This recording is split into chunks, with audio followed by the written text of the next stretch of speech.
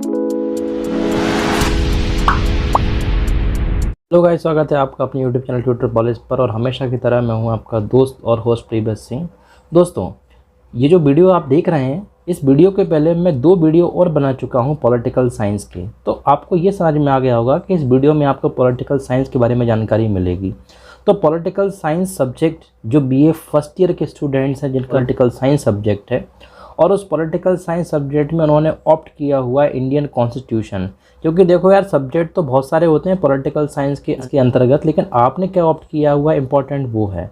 तो आपने अगर आपके बीए फर्स्ट ईयर में पॉलिटिकल साइंस में इंडियन कॉन्स्टिट्यूशन ऑप्ट किया हुआ है, यानी कि इंडियन कॉन्स्टिट्यूशन लिया हुआ है आपने, तो ये वीडियो आपके लिए है दोस्त। क्योंकि इस वीडियो में मैं आपके लिए बहुत सारी चीज़ें बताने वाला हूँ जो आपने पहले कभी नहीं देखी होंगी। तो दोस्तों, अगर मैं आपसे थोड़ी सी बात करूं इस वीडियो से हटकर, तो इसके पहले 2 पार्ट और मैं बना चुका हूं। उन पार्ट्स में मैंने आपके लिए बताया हुआ है कि किस तरह से हमारे देश का कॉन्स्टिट्यूशनल डेवलपमेंट हुआ, मतलब संवैधानिक विकास हुआ। तो अगर आपने वो वीडियोस नहीं देखे हुए हैं, यानी कि अगर आप नए लोग हो इस चैनल पर, तो यार जाओ प्लेलिस्ट में क्या कर रहे हो और जाकर देखो उन वीडियोस को, क्योंकि पेपर सर पे हैं तुम्हारे, तो तैयारी में लग जाओ गुरु। और अगर ये वीडियो अच्छा लगे तो वीडियो को यार लाइक ज़रूर कर देना, और जो लोग नए हैं वो चैनल को सब्सक्राइब करके घंटा ज़रूर दबा देना। क्योंकि अगर आप ये चीज़ें करते हो तो बहुत ही ज़्यादा मोटिवेशन हमको मिलता है, और हमको लगता है कि हाँ, वाकई में हम जो मेहनत कर रहे हैं आपके लिए वो रंग ला रही है। दोस्तों, इसी बातचीत के साथ शुरू करते हैं हम आज का वीडियो। और सबसे पहले आपके लिए दिया हुआ है यहाँ पर क्रिप्स प्लान।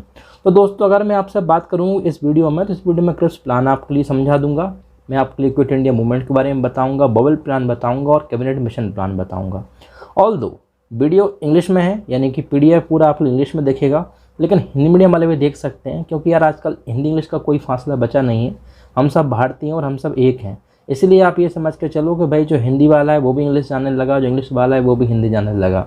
और अगर सच बोलूँ यार, तो ऐसा है कि पढ़ने में ही तुम बस ना नुकर करते हो कि इंग्लिश मीडियम है और हिंदी मीडियम है, और अगर बात करें कुछ और चीज़ों की सोशल मीडिया पे, तो सब इंग्लिश में झपाझप पढ़ लेते हो। तो ऐसा मत करना भाई, पूरा देखो वीडियो अच्छे से और समझो। तो क्रिप्स मिशन की बात करते हैं भाई।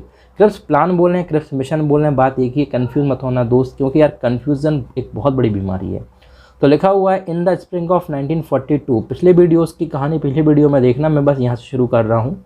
तो बात है 1942 की, यानी कि हम उस समय क्या थे, गुलाम थे। तो 1942 की बात है, और वो साल था 1942, और वो महीना था स्प्रिंग का महीना। अब स्प्रिंग के महीने में 1942 में जो दुनिया की सिचुएशन थी, compelled the British government to make fresh effort to solve the problem of India. तो पूरी दुनिया 1942 के आसपास उन्होंने कंपेल कर दिया ब्रिटिश सरकार को, ब्रिटिश गवर्नमेंट को, कि कुछ एफर्ट्स किए जाएं भारत की समस्या के समाधान के लिए, भारत की प्रॉब्लम को सॉर्ट आउट के लिए।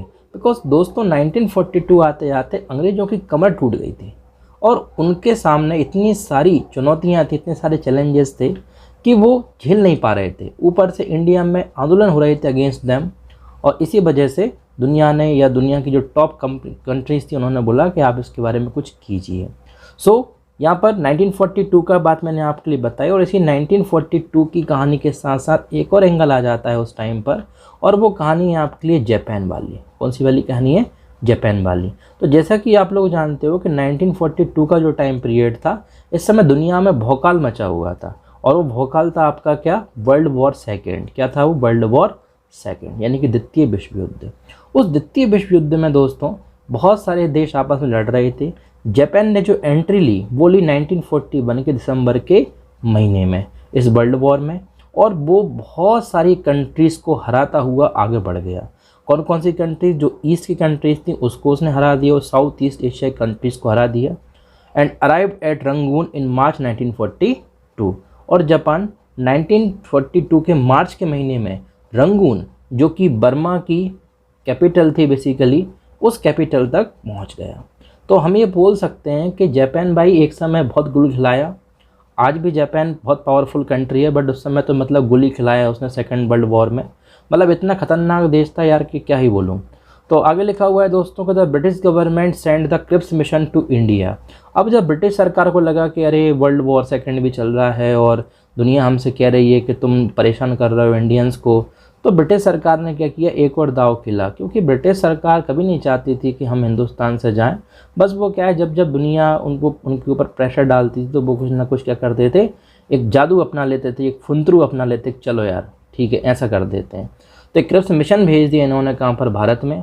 और बेसिकली ये क्रिप्स मिशन जो था, इस मिशन का काम था कॉन्स्टिट्यूशनल प्रपोजल्स रखना भारत की सरकार के सामने। भारत की सरकार के सामने मतलब, भारत की सरकार से मतलब कि मैंने आपको पिछले वीडियो में बताया हुआ था कि एक भारत सचिव की नियुक्ति की थी ब्रिटिश सरकार ने।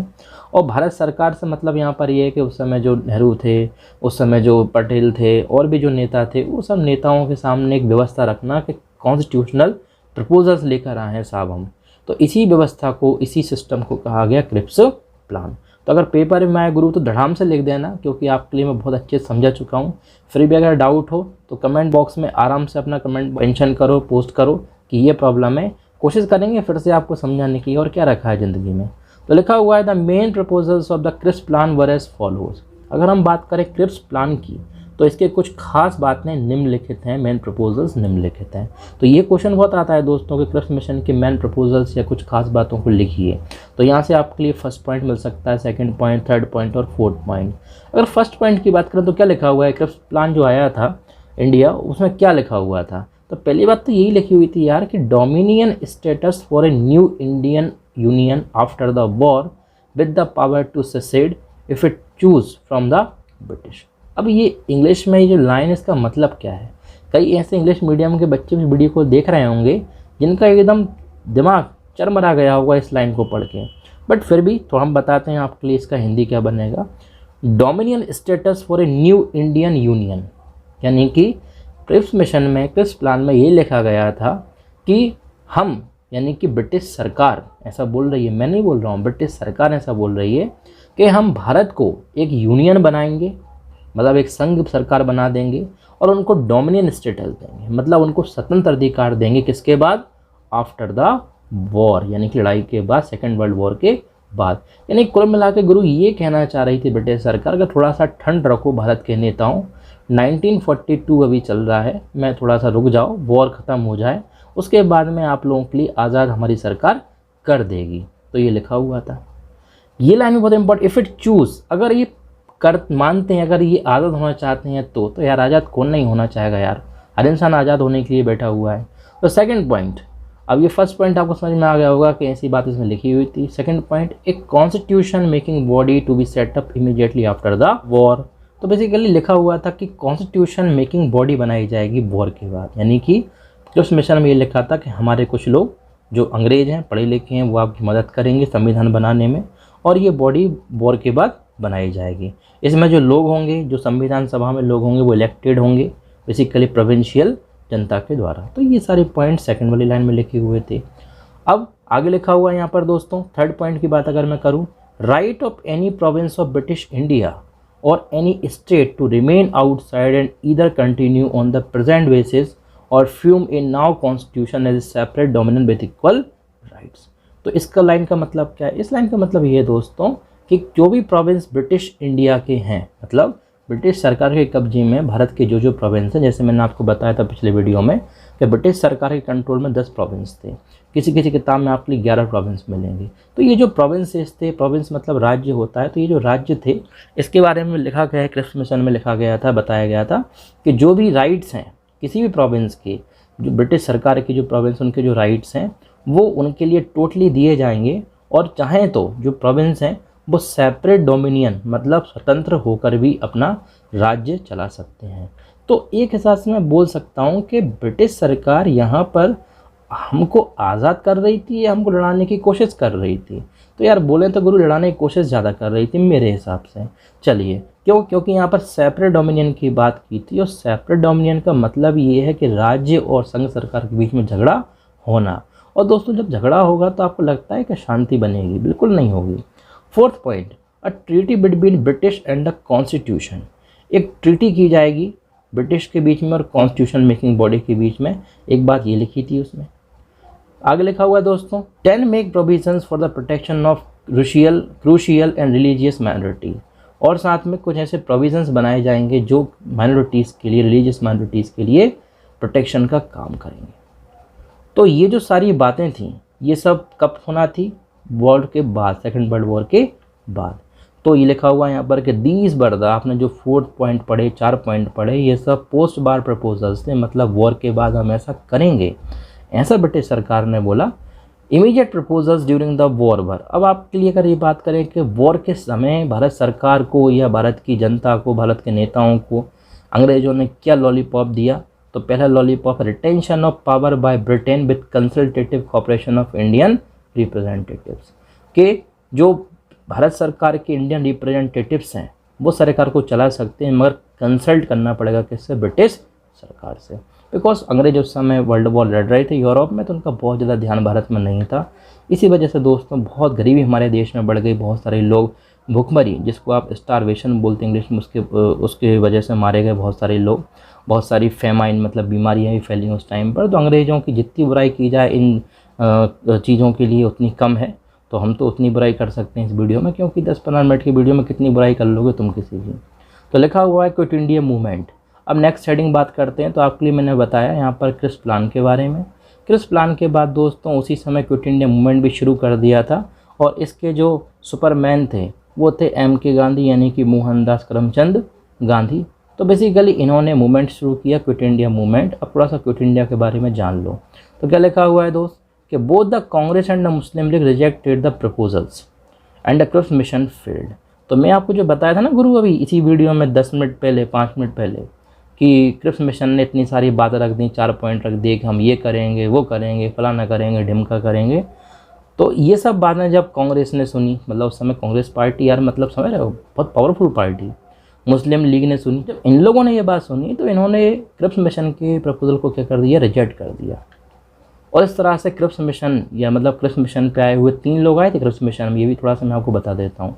तो इन लोगों की प्लानिंग क्या हो गई? अंग्रेज सरकार की फेल हो गई।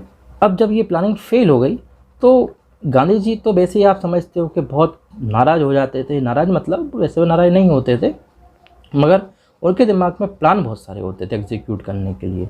तो उनने जैसे ही क्रिप्स मिशन फेल हुआ, उन्होंने एक नया आंदोलन देश में चला दिया, और वो आंदोलन का नाम था क्विट इंडिया मूवमेंट, जो अगस्त 1942 में चला। दोस्तों क्विट इंडिया मूवमेंट के नाम से भी आपको ऑब्जेक्टिव में क्वेश्चन आ सकता है, और आपके लिए अगस्त मूवमेंट के नाम से भी आ सकता है। तो गंगाधर ये शक्तिमान है, शक्तिमान गंगाधर है, यानी कि अगस्त मूवमेंट के नाम से आए तो भी क्विट इंडिया मूवमेंट की बात हो रही है, क्विट इंडिया मूवमेंट के नाम से आए तो भी अगस्त मूवमेंट की बात हो रही है। कब हुआ था ये? 1942 में हुआ था। तो बेसिकली ये आप ध्यान रखिएगा। हालांकि इस मूवमेंट को ब्रिटिश सरकार ने सप्रेस कर दिया, मतलब दबा दिया, लेकिन दोस्तों यहाँ लिखा हुआ है सप्रेस कर दिया, क्योंकि हर किताब कुछ ना कुछ नया बोलती है। लेकिन जो मैंने पढ़ा हुआ है, मैंने ये पढ़ा हुआ है कि भाई भले ही दबा दिया हो आंदोलन, लेकिन 1942 में ये जो आंदोलन था, ये पहली बात तो ये आखिरी आंदोलन था, क्योंकि 47 में तो हम आज़ादी हो गए थे। और दूसरी बात, इस आंदोलन में महिलाओं ने, बच्चों ने, बूढ़ों ने, जवानों ने, सबने बढ़ चढ़ के हिस्सा लिया था। तो हम ये नहीं कह सकते कि टोटली सप्रेस कर दिया गया, लेकिन अब सीधी सी बात है यार कि जिसकी लाठी उसकी भैंस, यानी कि ब्रिटिश सरकार के हाथ में पावर थी, तो उनके खिलाफ कुछ होगा तो वो थोड़ी चुप बैठेंगे, सीधी सी बात है। तो चुप नहीं बैठे, जनता ने बहुत ही ज़्यादा एक्शन अच्छे से लिया, अच्छे से आंदोलन चलाया, और उसी का नतीजा है कि आप और हम आज खुली हवा में सांस ले रहे हैं। बॉबल प्लान की बात करते हैं दोस्तों इसी के साथ। अब अगर मैं बात करूं बॉबल प्लान की, तो देख लीजिए क्या लिखा हुआ है यहाँ पर बता रहे हैं फ्रेंड्स आपके लिए कि जो गवर्नमेंट है, मतलब जो ब्रिटिश सरकार है और जो कांग्रेस पार्टी है, वो पूरे वॉर के समय, मतलब सेकेंड वर्ल्ड वॉर के समय उनमें डेडलॉक बन गया, मतलब आमने सामने का झगड़ा हो गया, बिल्कुल मतलब कांटे की लड़ाई शुरू हो चुकी थी। अब हुआ क्या कि उनको पता ही था ब्रिटिश सरकार को कि यार हम तो हार जाएंगे इन द सेंस कि मतलब हम, ब्रिटिश सरकार जो है वो इंडिया से अपना सामान पैक कर लेगी, मतलब हमको अपना देश जाना पड़ेगा, हमको भारत को आज़ाद करना पड़ेगा। उन्होंने एक ट्राई क्या किया 1945 में, लॉर्ड बॉवेल का ट्राई किया। लॉर्ड बॉवेल कौन था? लॉर्ड बॉवेल था वाइसरॉय उस समय और गवर्नर जनरल इंडिया का। तो इसने एक प्लान रखा इस डेडलॉक को ख़त्म करने के लिए, मतलब इसने सोचा कि मैं बीच में आकर एक एंट्री मार लेता हूँ और ब्रिटिश सरकार के बीच में और कांग्रेस के बीच में दोस्ती करा देता हूँ। तो एक कॉन्फ्रेंस हुई कांग्रेस के रिप्रेजेंटेटिव्स की, मतलब कांग्रेस में जो लोग थे उनकी, इसमें मुस्लिम लीग के भी कुछ नेता शामिल थे, और ये लोग बेसिकली जो है शिमला, आपको नाम सुनते से ही अच्छा लग रहा होगा, शिमला में ये लोग मिले जुलाई 1945 में। कि हाँ ये कर सकते हैं हम मिलकर, ब्रिटिश सरकार ख़राब नहीं है, बहुत अच्छी है ना, हम तो मजाक कर रहे इतने दिन से, ये सब बातें इन्होंने रख दी और फाइनली जो कॉन्फ्रेंस थी वो एंड हो गई। तो वॉवेल साहब भी ऐसे कि समझ गए कि अब कोई नहीं बचा सकता, ब्रिटिश सरकार को देश को छोड़ के जाना ही पड़ेगा। Now the last thing is cabinet mission. तो दोस्तों कैबिनेट मिशन की अगर मैं आपसे बात करूं तो आप देख लीजिए, बहुत ही शानदार चीज़ है। लिखा हुआ है after the end of the second world war, जब सेकेंड वर्ल्ड वॉर ख़त्म हो गया तो जनरल इलेक्शंस हुए ब्रिटेन में। ब्रिटेन मतलब इंग्लैंड भी आप बोल सकते हो, कंफ्यूज मत होना यार। तो इंग्लैंड में इलेक्शंस हुए वहाँ के हाउस ऑफ कॉमन्स में। अब आप कहोगे ये कौन सी नई चीज़ है, तो आप समझो ये जो हाउस ऑफ कॉमन्स है वो है हमारे भारत की लोकसभा की तरह। मतलब इसमें जो लोग होते हैं वो क्या होते हैं, इलेक्टेड लोग पहुँचते हैं ब्रिटेन में या इंग्लैंड में। और वहाँ पर जो बेसिकली सरकार बनी वो बनी लेबर पार्टी की सरकार। मतलब वहाँ पर लेबर पार्टी एक पार्टी बीजेपी कांग्रेस जैसी, वो जीत गई और वो पावर में आ गए। प्राइम मिनिस्टर कौन बने, प्राइम मिनिस्टर बने उस समय इंग्लैंड में CR एटली, जिसको आप क्लीमेंट एटली के नाम से भी जानते हो। तो ये प्राइम मिनिस्टर बन गए। अब लेबर पार्टी मतलब लेबर, मजदूरों की रक्षा करने वाले, उनको सपोर्ट करने वाले। तो बेसिकली ये जो पार्टी ने कुछ लोगों को भेजा कहाँ पर, भारत कि आप जाओ और भारत में हमारी बात रखो कि जो भी किया पिछली सरकारों ने आपके साथ वो गलत था, लेकिन हमारी सरकार आपके लिए बहुत अच्छा काम करेगी। इसी प्लान को कहा गया है दोस्तों कैबिनेट मिशन प्लान। तो ये आपको यहाँ से क्लियर हो गया होगा, इसको ही बोला गया कैबिनेट मिशन प्लान। और इस प्लान में 3 मेंबर्स थे, ये भी आप ध्यान रखिएगा। तो इस तरह से ये जो मिशन है ये 1946 में मार्च के महीने में ये इंडिया आते हैं ये लोग और अपने प्रपोजल्स को रखते हैं कांग्रेस के सामने, मुस्लिम लीग के सामने। तो क्या लिखा हुआ है इस प्रपोजल में, तो ये भी बात कर लेते हैं और उसके बाद आज की वीडियो को एंड करेंगे। तो लिखा हुआ है दोस्तों पहला पॉइंट कि there should be a union of India embodying both British India and the states which should deal with foreign affairs, defence and communication. तो पहला पॉइंट ये लिखा कि ब्रिटेन की सरकार ने ये सोचा है, हमारे क्लीमेंट एटली भाई साहब ने, कि एक यूनियन ऑफ इंडिया बनाएंगे हम, मतलब भारत को बनाएंगे हम संघ, और इसमें ब्रिटिश इंडिया के जो राज्य हैं वो भी शामिल किए जाएंगे और जो स्टेट्स हैं वो भी शामिल किए जाएंगे। और जो बेसिकली मैटर्स हैं फॉरेन अफेयर्स के, डिफेंस के और कम्युनिकेशन के, वो भारत की सरकार मतलब केंद्र सरकार देखेगी। तो दोस्तों जब से ये व्यवस्था चली आ रही है, आज भी केंद्र सरकार ही ये सब मैटर्स को, यानी कि फॉरेन अफेयर्स को, डिफेंस को, कम्युनिकेशन को देखती है। तो ये आप थोड़ा सा ध्यान रखना। Second point, the union should have a executive and state representatives. जो यूनियन है उसमें एग्जीक्यूटिव होंगे, मतलब प्राइम मिनिस्टर्स होते हैं, काउंसिल ऑफ मिनिस्टर्स होते हैं, इनको बोलते हैं क्या, एग्जीक्यूटिव। दोस्तों देखिए आर्ट्स में सबसे इंपॉर्टेंट चीज़ है हर एक कीवर्ड का मीनिंग पता होना। जब तक आप कीवर्ड का मीनिंग नहीं जान पाओगे ना तब तक आपको आर्ट्स में इंटरेस्ट ही नहीं आएगा। थोड़ा सा इंटरेस्ट जगाओ कीवर्ड का। जैसे एग्जीक्यूटिव का मतलब होता है कि एक कुछ ऐसे लोग जो देश के टॉप अथॉरिटीज़ होती हैं, जैसे कि प्राइम मिनिस्टर हो गया, प्रेसिडेंट हो गया, काउंसिल ऑफ मिनिस्टर हो गया, एग्जीक्यूटिव्स कहलाते हैं। तो इस प्रपोजल में लिखा हुआ था कि जो यूनियन है इसमें एग्जीक्यूटिव्स होंगे और इसके अलावा स्टेट रिप्रेजेंटेटिव्स जो हैं वो भी एग्जीक्यूटिव का काम करेंगे, मतलब राज्य सरकार में भी एग्जीक्यूटिव्स होंगे।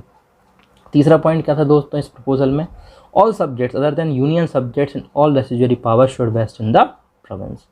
यूनियन सब्जेक्ट्स को छोड़कर जो सारे रेसिडुअरी पावर्स हैं वो प्रोविंसेस में रहेंगे। ओके, मतलब राज्य सरकार में बहुत सारी चीज़ों को मैनेज कर सकती है। अब 3 तरह के सब्जेक्ट होते हैं, अगर आपने संविधान को बहुत बारीकी से पढ़ा हुआ है तो मैं ये नहीं कहूँगा कि मैंने बहुत ज़्यादा बारीकी से पढ़ लिया हुआ है, क्योंकि इतना है कि यूनियन सब्जेक्ट्स होता है, एक होता है आपका स्टेट सब्जेक्ट और एक होता है आपका कॉन्करेंट सब्जेक्ट। ये आप थोड़ा सा ध्यान रखिएगा। तो चलिए इसी के साथ आगे बढ़ते हैं दोस्तों। Fourth point, the state should retain all subjects and powers other than those ceded to the union. जो स्टेट्स हैं केवल वो सब्जेक्ट्स का यूज़ कर सकते हैं, उन पावर्स का यूज़ कर सकते हैं जो केंद्र सरकार के पास नहीं है। तो ऐसी व्यवस्थाएं बनाई गई थी। Fifth point, the provinces should be free to form groups with executive. जो राज्य हैं वो ग्रुप्स बना सकते हैं, एग्जीक्यूटिव्स के साथ काम कर सकते हैं और लेजिस्लेचर भी राज्य में होगा, जो एक बहुत महत्वपूर्ण इकाई होगी। सिक्स्थ पॉइंट था दोस्तों, any province could call for a consideration of the terms of the constitution after initial period of 10 years. जो भी प्रोविंस होगा वो हर 10 साल में एक रिकन्सिडरेशन, मतलब एक संविधान जो बना होगा उसमें चेंज करने की मांग कर सकता है हर 10 साल के इंटरवल के बाद। जो कॉन्स्टिट्यूएंट असेंबली है वो सेटअप की जाएगी भारत का संविधान बनाने के लिए। ये सबसे लास्ट बात है। तो वैसे तो ये पॉइंट शुरू में देना था इनके लिए, मगर पता नहीं क्यों नहीं दिया। तो इस तरह से दोस्तों ये 7 पॉइंट आपके कैबिनेट मिशन के प्रपोजल्स के मैंने यहाँ पर बताए। तो दोस्तों आई होप वीडियो समझ में आया होगा, आपने एंजॉय भी किया होगा वीडियो को अच्छे से।